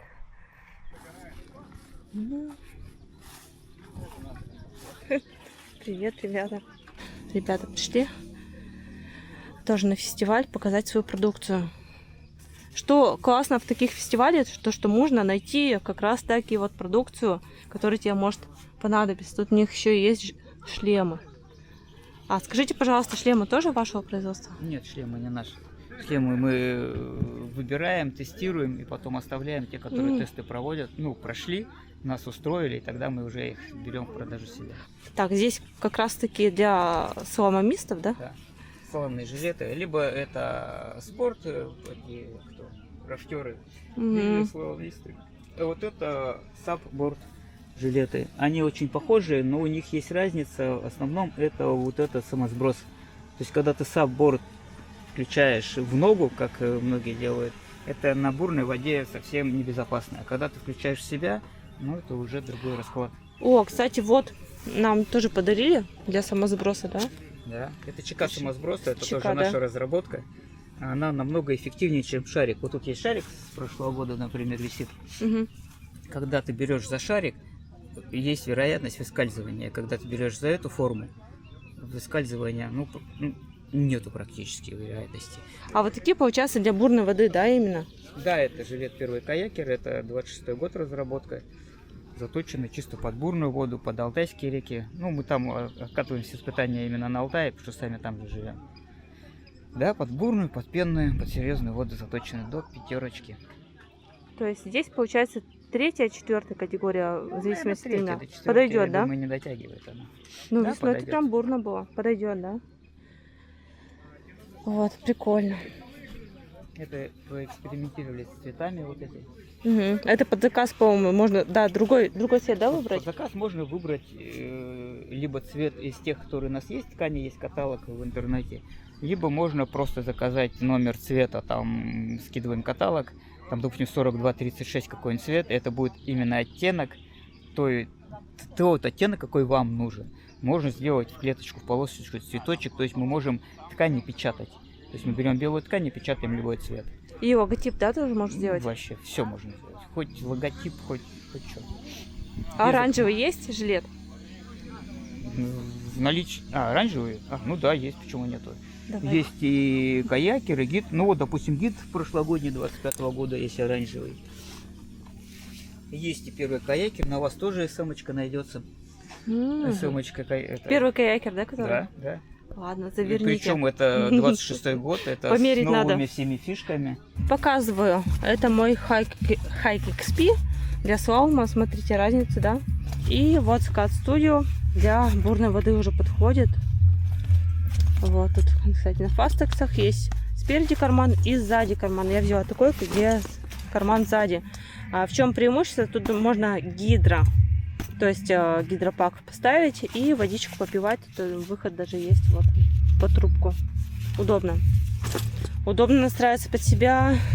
В общем, завтра все покажу еще подробнее, когда завтра перед тренировкой. Как оно и что. И кармашек вот такой вот. Сюда можно телефон убрать. Ну, телефон, естественно, тут молния идет не влагозащищенная, но можно убрать в специальный защитный чехол для телефона. А вот этот я, пожалуй, сейчас высушу и уберу. Не знаю, куда его буду использовать. Возможно, кому-нибудь подарю. Пусть сохнет, в общем. Что он сыровастенький у меня. В прошлый раз не получилось, в этот раз я все-таки его поймала. Андрей. Я и в прошлый раз Андрей не сбегал. Андрей, ответь, пожалуйста, на несколько вопросов. Давай. Расскажи, пожалуйста, как вообще пришла идея вот Уралпокрафт фестиваля? Уралпокрафт идея или фестиваля идея? Это две разные идеи. Это две разные. Уралпокрафт это... Вообще концепция Уралпокрафт это что это не какие-то конкретные люди, это не я, не ребята, это мы все, кто есть в чатике, кто ходит, катает по уральским речкам, кто делится интересными маршрутами, кто занимается покрафтингом у нас на Урале. Вот это все Уралпокрафт. То есть очень приятно, вот есть у нас фестиваль Ледокол, и там есть спортивное соревнование, и там есть регистрация. И классно, когда ребята из Перми рядом с своей фамилией в графе клуб ставят Уралпокрафт. Вот это прям греет душу. А идея фестиваля, мы к нему очень долго шли. У нас есть листопад, на котором ты была Да. на листопаде. Была, и я да. думаю, ты на следующий листопад пойдешь. Конечно, Вот. Мы делали его, уже делаем его 5 лет, и мы 4 года делали, и у нас накопилось очень много всяких наработок. И мы из всех этих наработок собрали Уральский Покрафт-фест. Фестиваль Покрафт. Который год уже приходит? Второй год выходит. Второй год? В том году был Вот, первый раз, совсем мы попробовали. молоденький, Мы да? наконец-то решились и попробовали сделать летний фестиваль, который заточен в первую очередь на обучение, потому что мы считаем то, что понятно, что ты сам все умеешь. Ты можешь ходить на лодке, на своей, грести, ходить в походы, и у тебя все хорошо. Но на самом деле мы и за безопасность, и за много других прикольчиков и нюансов, которые есть во всем этом. От себя добавлю, что да, я уже за первый только день много чего узнала про бурную воду, между прочим. И прошла такие пороги, которые бы я боялась, но я не боялась проходить. И 2 раза оверкиль. Под чутким руководством тренера, потому что на фестивале и вообще в принципе, когда ты сплавляешься, особенно по бурной воде, главная безопасность. И как донести эту безопасность доступно, понятно, просто, ну, наверное, это в рамках фестиваля лучше всего. Если ты заряжаешь человека этим, то он дальше сам будет развиваться, дальше сам будет прогрессировать, и дальше сам станет катать такое, что, может, мы катать не будем. Когда там листопад будет? Когда Листопад у нас будет во 2-ю неделю сентября, он всегда во 2-ю неделю сентября, и, ну, ладно, не буду говорить, где он будет, потому что договоренности пока нет, но это будет Урал, потому что... Это будет секрет. Это фестиваль, так как мы, Уралпокрафт, мы за походы и сплавы по Уралу, соответственно, этот фестиваль, он все равно будет иметь локацию. Он не привязан ни к чему одному конкретному. Мы каждый год будем брать новую локацию, придумывать новый интересный пешеходный маршрут, и это будет круто. Слушай, а можно будет, к примеру, кто-то знает интересный маршрут, да, по Уралу, вот так по рекам и Да, пешку? конечно. Предлагать, да, вам можно, наверное, да? Естественно. Это вообще большая проблема подобрать маршрут, потому что мы уже перед летним листопадом проверили несколько вариантов, и не все нам понравились. Вот. А так в целом еще Урал же это не только Пермский край и Екатеринбург, Свердловская область. Вот. Это же еще и Челябинск, это же еще и Уфа, и Башкирия, и во всех этих регионах есть горы, есть горные речки, есть классные кольцевые маршруты, и нам, если у вас есть что-то прям интересно, что вы знаете, куда можно нормально заброситься. Мы прям только за. Как хорошо. Там идет мастер-класс по безопасности на воде. А я его пропускаю. Валяюсь в гамаке. Тут есть гамаки также на тест-драйв тестовые. И вот я решила полежать. Просто хочется полежать. Подустала за сегодня. Сегодня сложный день был. 2 тренировки горноводные. Плюс еще я каталась между ними. 2 верткиля. И как-то это на меня так сказала, что я такая вся квашня. Поэтому решила полежать, потому что через 1,5 часа мне выступать с своим докладом, своей лекцией про одиночные походы. Поэтому решила отдохнуть немножко, потому что по технике безопасности у нас в моем блоке в бурноводном будет отдельно, прям на воде будут рассказывать. Так что думаю, ничего страшного, если я пропущу. Поваляюсь, отдохну и со свежими силами расскажу про лайфхаки. Лайфхаки одиночных походов. Я как раз таки хотела гамак взять. У меня гамак есть Rebel Gears. Думала с собой его взять, чтобы тоже отдохнуть, поваляться. Но как-то я подзабыла это дело. Ну, здесь есть тестовые. Кстати, вот оранжевый тоже Rebel Gears. Гамак вон. Вот тот. И, по-моему, вот эти 2 тоже Rebel Gears'овские. Можно будет в них, если что, поваляться. Но пока меня этот устраивает тоже. Вот там, конечно, покомфортнее, то что там, вон, там вижу, ветрозащитная юбка, тент есть. Но ветра нету, в принципе, в какое упало, в такое упало. Надо вот в поход ходить с гамаком. Хочу это сделать в этом году, этим летом, может даже пару раз. Наверное, сплав с собой возьму следующий гамак.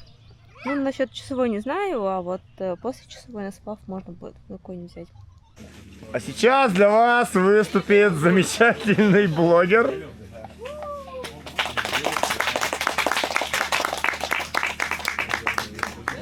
Привет, кого-то, наверное, уже многие знают, кого-то не знают. И сегодня я хочу поговорить по поводу одиночных. А ты кто? Девочка. Шикарная картинка. Это из Крыма. В общем, я блогер, веду канал про в основном одиночные, редко когда не одиночные походы, путешествия на велосипеде, на покраске, на байдарке, ну и так далее и тому подобное. Последнее путешествие было. Все правильно, интригующе. Начало триллера. Че, избу нашла, нет? Это вы узнаете, посмотрев видео. Мне вот интересно, вот, ребята, кто-то из вас ходил вообще в одиночные походы? Конечно, постоянно. Да? В Рогене я одиночно ходил. Помните Обоссался. свой первый раз? Да, блядь, вообще было страшно. Вы спали, нет? Нет, ни хера. И я тоже не спала. Я реально не спала. Первый раз пошла 8 октября 2021 года.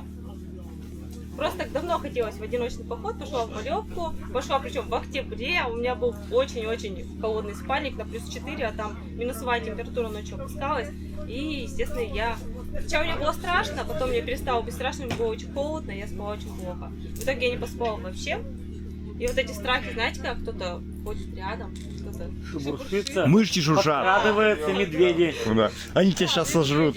Причем в этом же месте, ну, немножко на другой стоянке, когда с друзьями ходила в поход туда же, мы нашли следы медведя, там неподалеку, в этот день. И в этот день, когда я спала, я в основном одна сплю в палатке, ну, люблю одна спать в палатке. А ребята, друзья, по соседству спали.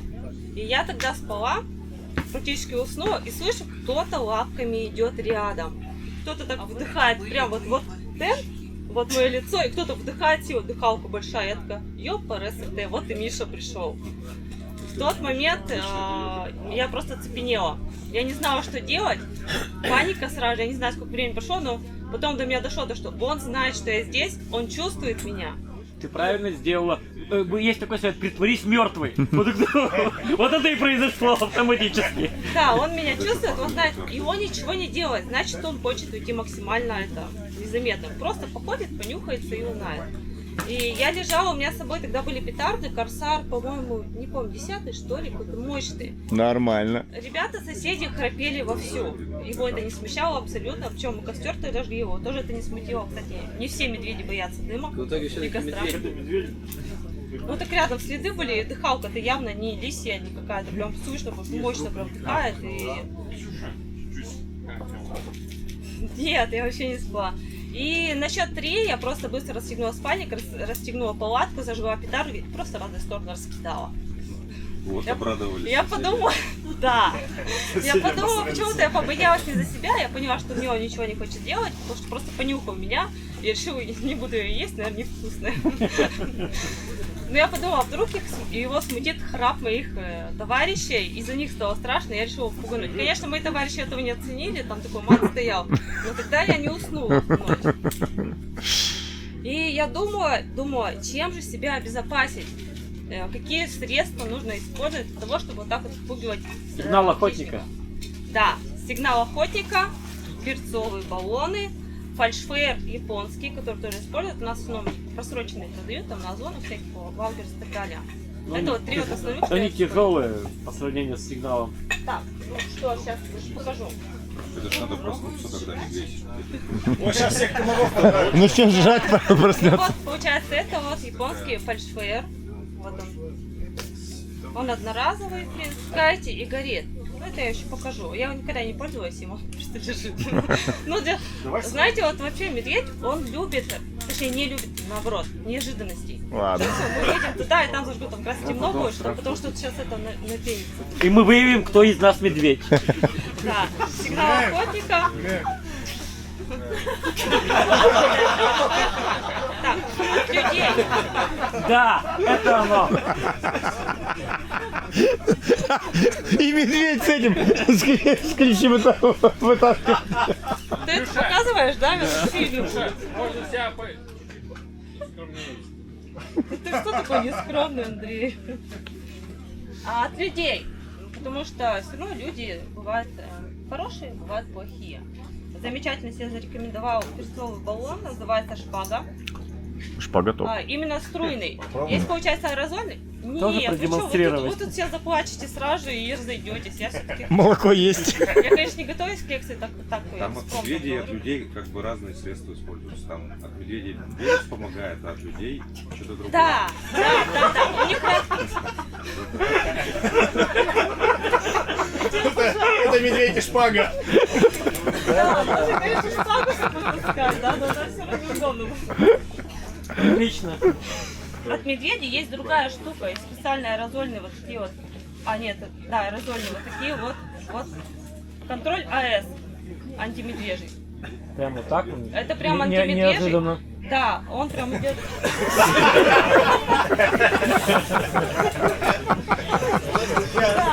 Да. Маленькие Это собачки оно и такие есть. злые. Вот да, они все такие, мне кажется, как то.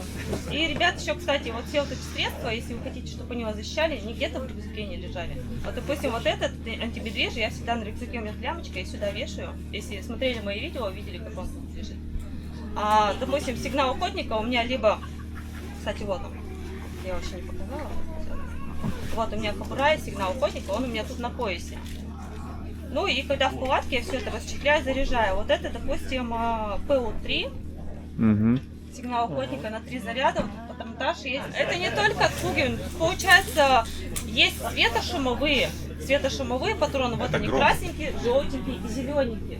Вот, и получается красный сигнал, это прям вообще в очень крайних случаях можно использовать, прям в экстренных, если требуется срочная помощь, если какие-то внештатные ситуации. Кстати, Горн тоже тема пугает, как нештатная ситуация, человек-то погибает, вот красный сигнал. Желтый сигнал, получается желтый, красный, зеленый. Желтый сигнал — это подать сигнал о том, что, например, кто-то потерялся, ну как бы не прям экстренный, а что-то произошло и требует внимания. Уведомление, да.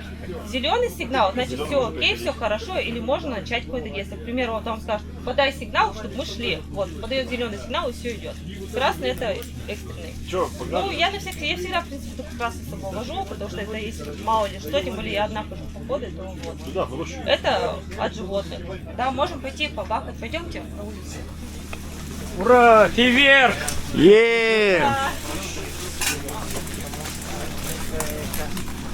Так.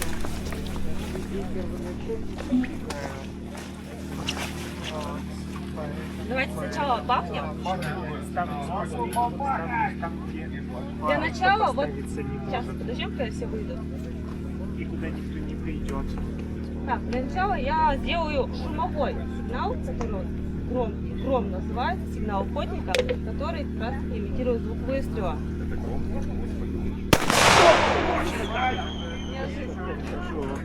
А вот ли, да, у меня. Да, красный сигнал подам, нам на помощь никто не придет. Да кто? Участковый. Красный, надо уже уйти. Давай красный. Попробуем. День рождения. Вот, кто хочет попробовать, у меня один сигнал остался. Кто хочет попробовать убежать? Вот, уже просто оттягивай, ну вверх так, и подальше от своей Представь, что станции. Андрей это медведь. Так, Торможение. Побежал медведь. Кто будет медведем? Атакуйте. Пока... Я с камерой. Свет. Вот, давай, поджигаем. вот фальшфейер. Вот этот вот японский, который, он довольно долго, 50 секунд, что ли, горение у него идет. Поэтому они считаются самыми популярными. Вообще, да, где-то медведь-то. Вот, посмотрите, Вот какой стоит, дым вот идет он, туда. вот То здесь. есть помимо света, тут еще запах самого пороха, который не любят животные. О, блин.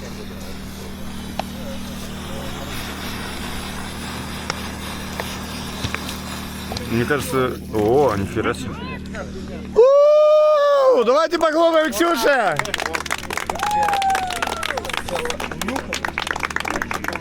Ну, в принципе, это фееричное окончание было сегодняшней небольшой лекции. Если вопросы есть, можете задавать. Сосед храп давит так сладко. Наверное, наушники надену, чтобы уснуть. И музыку включу. Сейчас чаек попью. И на боковую тоже.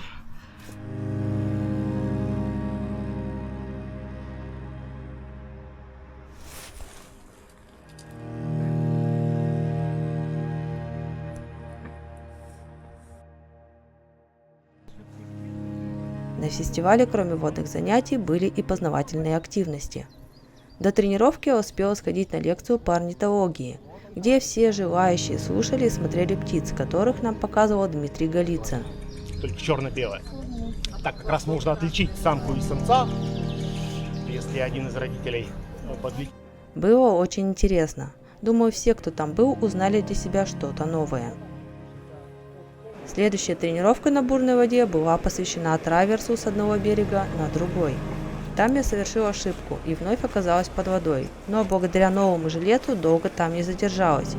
Так что, ребята, в этом деле точно очень важна правильно подобранная экипировка.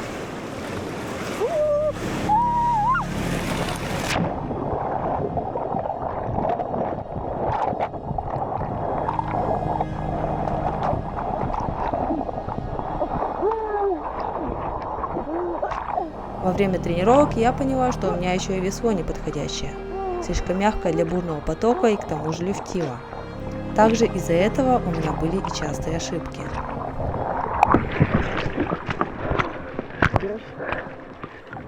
Это хорошо. Надо брать. Вот и закончилась первая тренировка на сегодня. Через 3 часа вторая тренировка будет.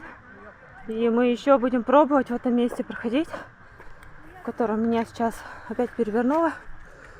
Но в этот раз мне было гораздо проще вернуться на место, потому что у меня спас жилет для бурной воды. И вот этот вот скатовский жилет мне сейчас очень помог. Если у меня был бы мой тот жилет, которым я вчера сначала занималась, но я вчера в нем занималась, сейчас первый раз скатовский одела, то в этом случае мне бы сложно было, там очень бурная вода, мне бы сложно было бы выплыть, но я как-то быстрее так жух, и все готово. Нормально, мне понравилось. Отлично. Пойду как раз таки поделюсь с ними эмоциями. Иду в палатку скатовскую. Ну что хочу сказать. Прекрасно. Оверкильнулась. Да? Отлично выплыла. Ну, то есть он лучше держит все-таки. Да, вообще заметно. Ну, Как даже увереннее. В общем, я попала в поток, меня пофигачило, и я очень быстро выплыла. Что хотела еще отметить, то что вот у меня карман, и здесь всего несколько капель, смотри, вот. Ну, И то это когда я открыла, видать, все равно накапало. пропитки работают. Да. А как по удобству? То есть, ну, скованность движения какая-то есть? Работает Нет, вообще? я вообще его не чувствую, абсолютно классно. То есть Здорово. жилета на тебе не чувствуется, но он есть. Да. Еще, знаешь, что понравилось, когда поток, да, там был очень бурный, и меня отлично держал на нем, вот, то есть нормально. Высоко. Да, если, допустим, сравнивать с тем слаломский, да, вот Хаки XP, который у меня вчера, это показывала даже вот его, вот, с ним как-то тебя вот так подтапливает, а тут ты как-то более так висишь. Да, здорово. Решила взять себе на тест Apache. Провести время на лодочках на Вот такой вот интересный покрафт. Ну, он больше как надувной каяк, скорее. Вот собака-каякер, самый настоящий. Пес. Ну, в смысле, это пес из золотого пёса. Лучше всех пороги проходил. но, блин, тут он А так вот это он же, да? Да, это он же, да. А он заколебал, я его посадил в каяк, и в конечном итоге чуть пильнулись с ним. Блин. С ним? Да, Прикольно. А, пошли индеец со мной. Вот тут очень такой плотный график всех вот этих вот активностей. Сейчас, допустим, там будут представлять новую тропу, большая уральская тропа по реке. Интересный какой-то маршрут. А мне надо в магазин идти, плюсом я хочу еще Apache попробовать. В общем, думаю, что делать. Или послушать лекцию про новый маршрут и идти в магазин. Или сходить в магазин и покататься на Apache. Я не могу. Тут написано слезы.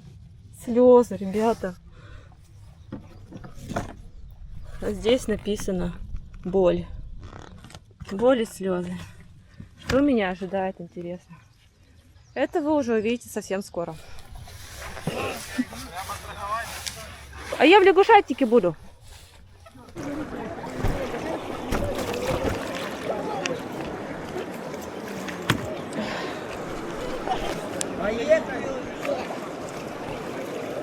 Ну. Боль так боль.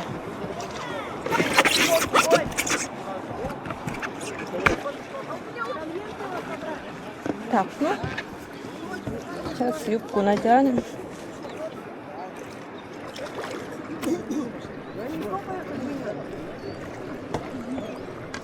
Ой.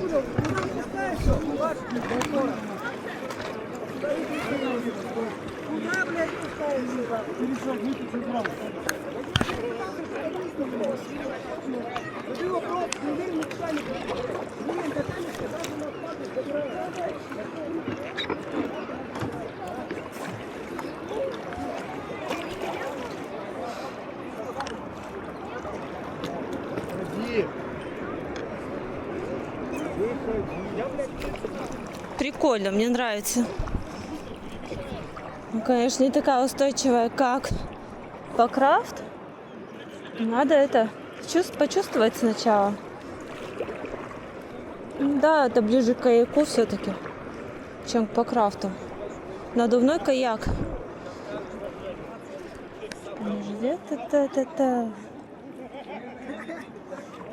Тут поплескаюсь маленько. А завтра, если что, возьму и подальше прокачусь. Ну, прям туда. Приятно, надо заметить. Ну, конечно, она прям оп-оп-оп-оп, вот так вот. Вот так вот, вот так вот. На фестивале помимо орнитологии были и другие лекции. Например, по оказанию первой помощи. Там нам рассказала Анастасия Ковалева, как накладывать шину, что делать при кровотечениях, как делать искусственное дыхание и массаж сердца. Лучше. Давай, работай. Криса, слушай, ты кино не снималось. Лекцию про безопасность на воде провел Вадим Кузбаев. Рассказал и показал, как спасать людей на воде при помощи спас-конца. И во время занятия ему удалось спасти катамаранчиков, которые перевернулись, проходя порог.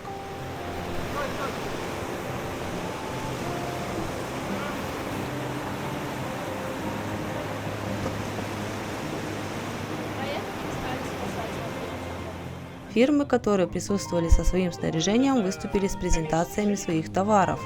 Было интересно послушать и узнать о новинках. Приятно было и встречать на фестивале своих зрителей. С одними из них я интересно пообщалась. Мам, привет!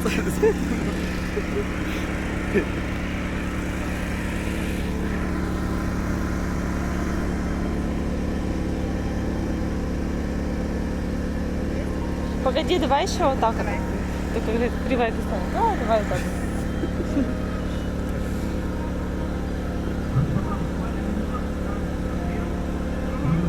Вот вы вот первые зрители, которые со мной попросили сфотографироваться. Вот сегодня, да, все, видать. Тут их столько, человек 15-20 точно есть. Ты же ходишь, почти со всеми общаешься. Я почему не подходил раньше? Потому что у тебя почти всегда ты с кем-то стоишь, общаешься. Так подходите, я же вообще не... Мы сейчас вот подошли, ты вроде как наконец-то свободная оказалась, чтобы сфоткаться хоть чуть-чуть. Не, вот сейчас делать буддийский мост. Давай уже здесь, Серега. Ребята, кто не знает, что такое эскимо, смотрим на сейфите, показывает мастер-класс. Как кидается. Как там связаны на карабины, блядь. Раз, два, что там стукнуло? 3, 4, 5, 6, снова сейчас сделаем. 7, 8, еще 2. Все, некуда. Еще 2. Так, 9. И 10.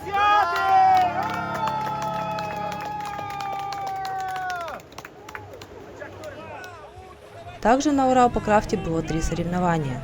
Первое – ослиная миля, где участники состязались друг друга сначала на воде, а затем на берегу.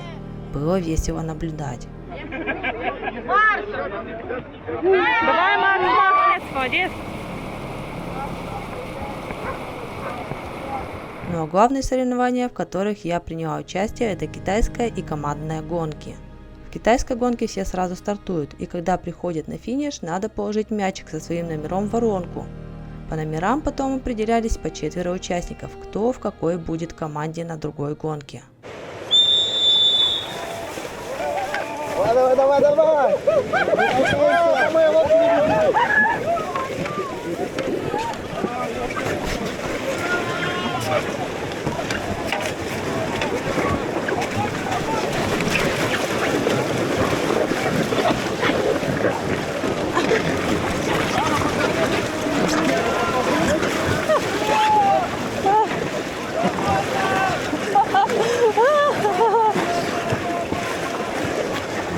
Ай.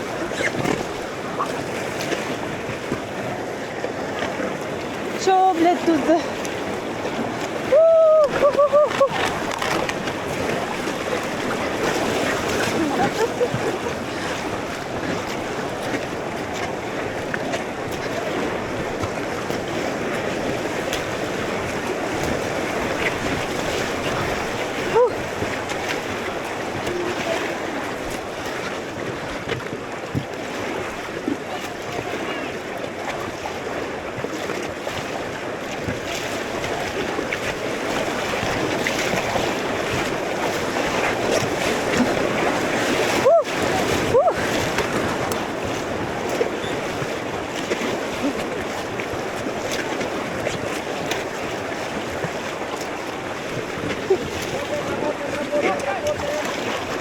Мы с вами работаем, не занимаемся, у вас все левые. Вперед за победой!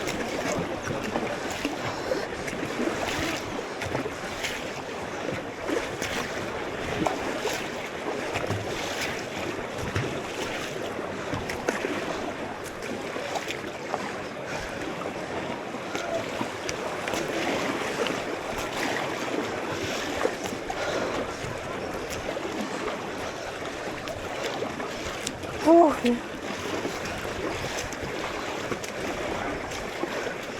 Смотри, вот мне Апач.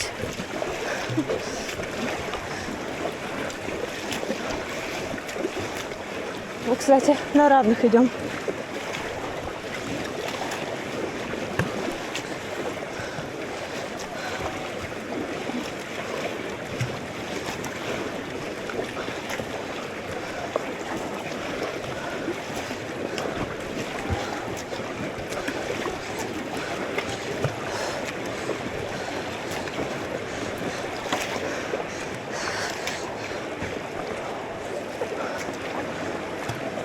Так, сейчас серфер беру.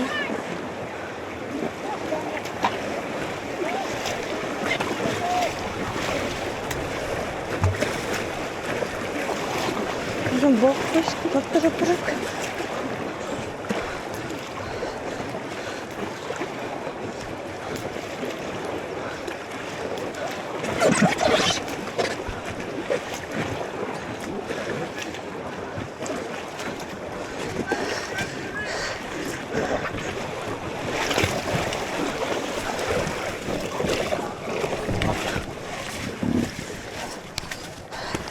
Блять. Собака. Куда? Сука.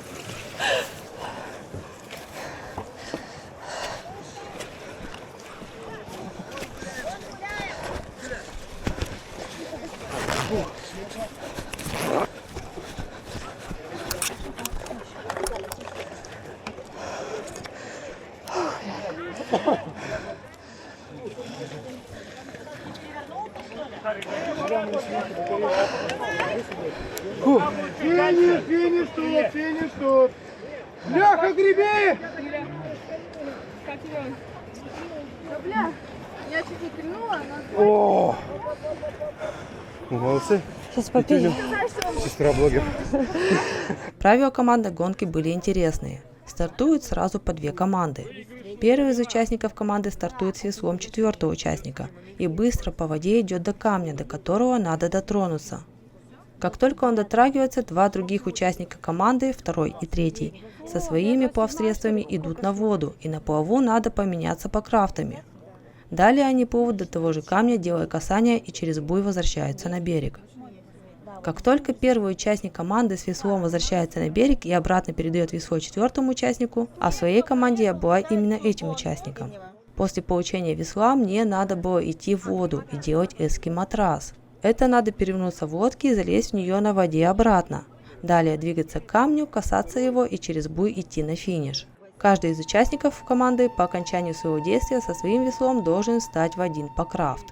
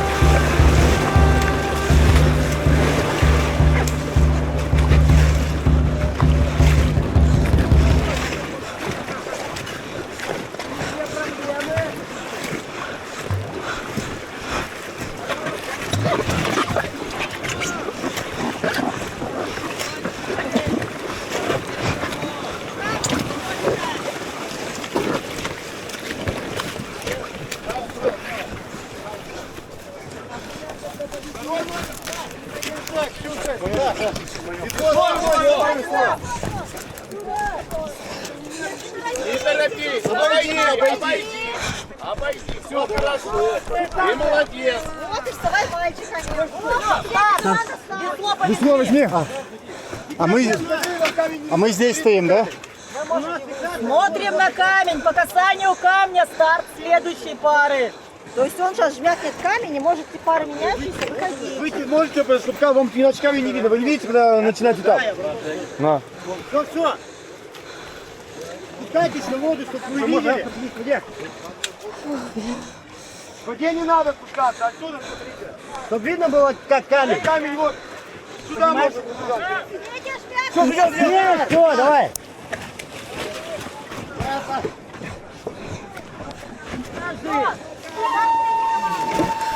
Что, можно? Да. Не определили. Нет, а можно идти? Все, да, все. Да, пошел.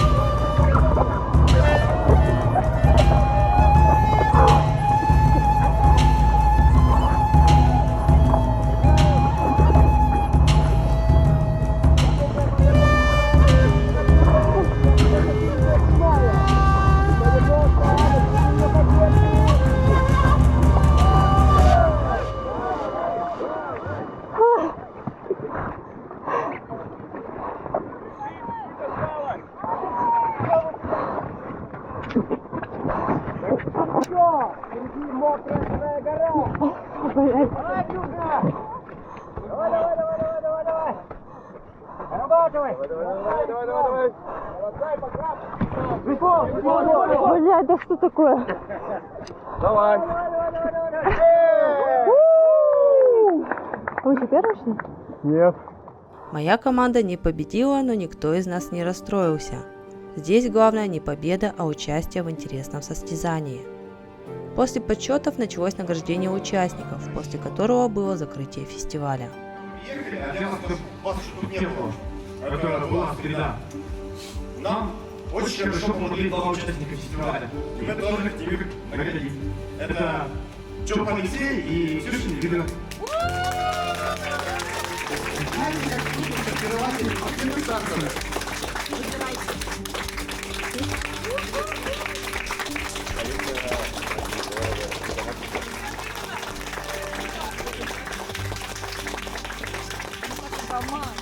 Да? Морковка? Серьезно? Реально, гамак?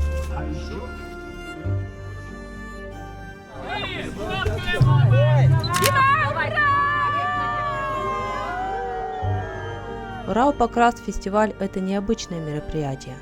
Здесь ты получаешь многое. Знания, которые будешь применять в жизни, учения от наставников, которые своим зорким взглядом выявят твои ошибки или наоборот твои успехи. А помимо наставников вокруг есть люди, которые тоже катаются. Здесь ты не чувствуешь, что ты один.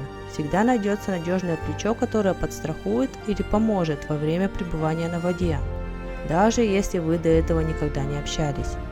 Урал-Покрас-фест – это не только получение навыков, но и обретение новых знакомств и друзей, с которыми ты будешь рад встретиться и на будущих фестивалях или же отправиться куда-то вместе в другие места. Дух товарищества – это про Урал-Покрас-фестиваль.